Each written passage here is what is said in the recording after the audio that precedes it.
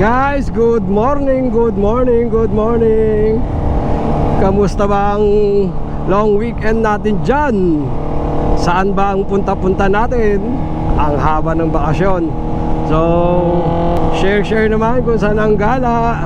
Tayo, eto, solo ride dito sa NLEX. Di pa natin alam kung saan tayo pupunta. Bahala na kung saan tayo papadpa rin. Pero enjoy lang natin tong enjoy lang natin tong rides natin ngayon. Napanood nyo naman siguro sa balita, Miyerkules pa lang, grabe na traffic dito sa NLEX.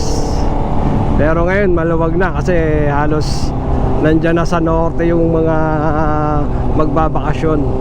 So hindi tayo nakisabay sa mga pupunta sa kanilang mga probinsya at outing. At tayo naman first time natin gumala ng 2024. Ito pala yung unang gala natin ng 2024 kasi kung napapanood nyo sa iba kong vlog na lagi tayo nasa expressway, ay yun naman pumapasok tayo sa trabaho. Kaya hindi natin masasabi na gala yun. Related yun sa trabaho natin. Tatambay muna tayo rito sa Petron, Marilao. Petron, Marilao.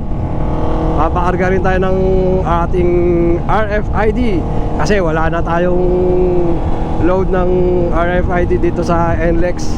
Sa SLEX meron tayo. So maglo-load tayo rito. Sana meron. Alam ko dito to sa likod ng ng part ng Starbucks, yung load station. So medyo sinisipon tayo at inubo. Bahala na kung saan tayo papadpa rin.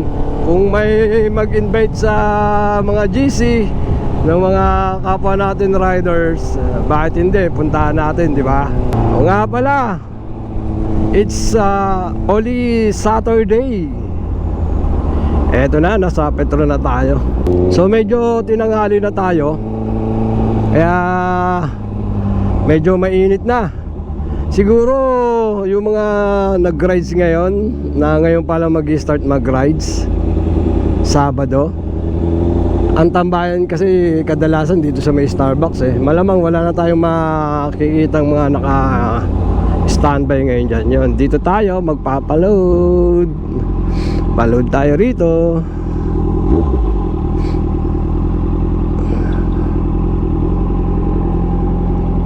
$1,000 lang. Makakaabot naman siguro kung saan tayo papadpa rin.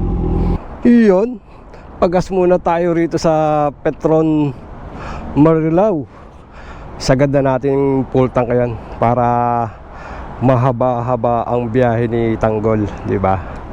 Para wala tayong iisip-isipin kung mag-aarga man tayo, yung tipong pauwi na tayo.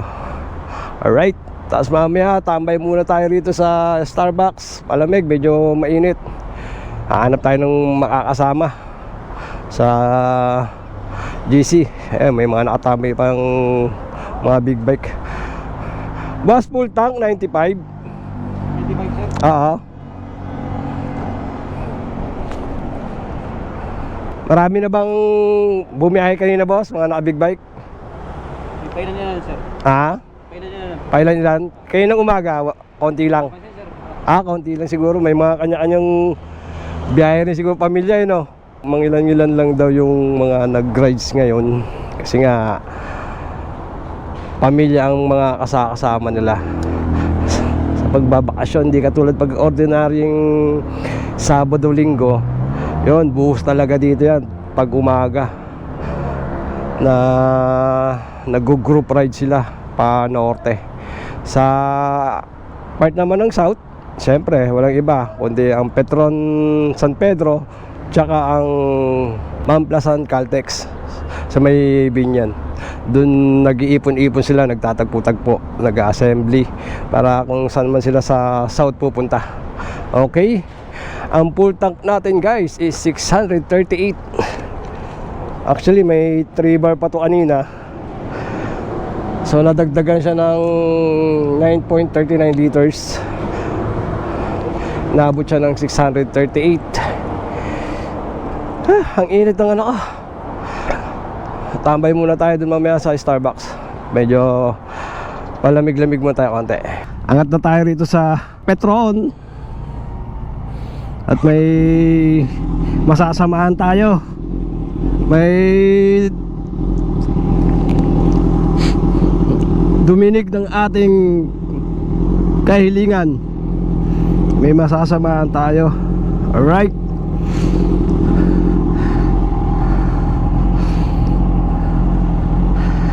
Oh, init. Ginusto mo yan eh. Ang tsakit-tsapwet.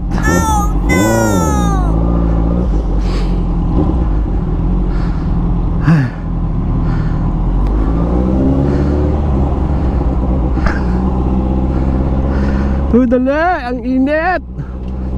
Medyo tanghali na kasi.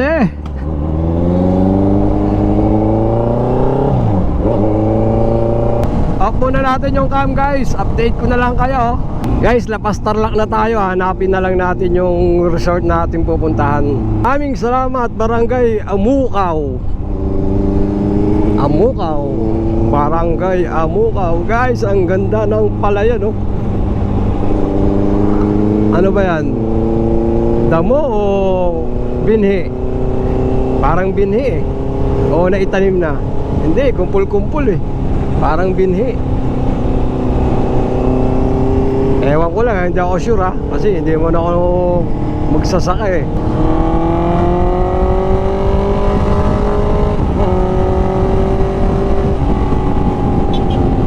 Ang ganda ng kalsada rito. Tuloy tapos espaltado.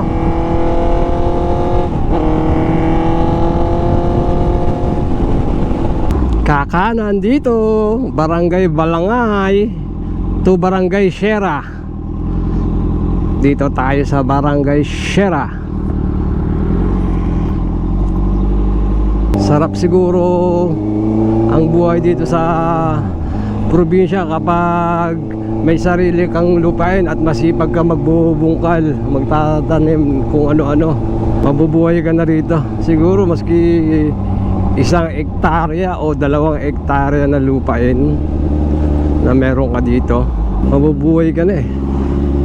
Sabi nga nila pag ika'y magsasaka at may sarili kang lupa, hindi ka magugutom basta masipag ka magtanim. Ayun yung kubo oh. Sarap siguro matulog yan pag itong oras mahangin.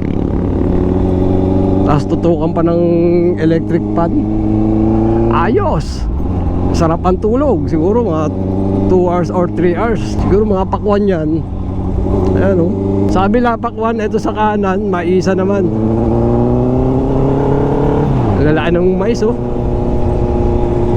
Ito sa kabila, may mais na.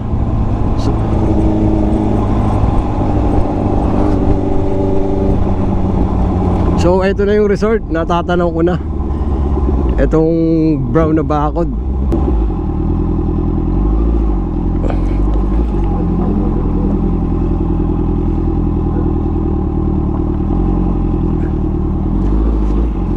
Ito na.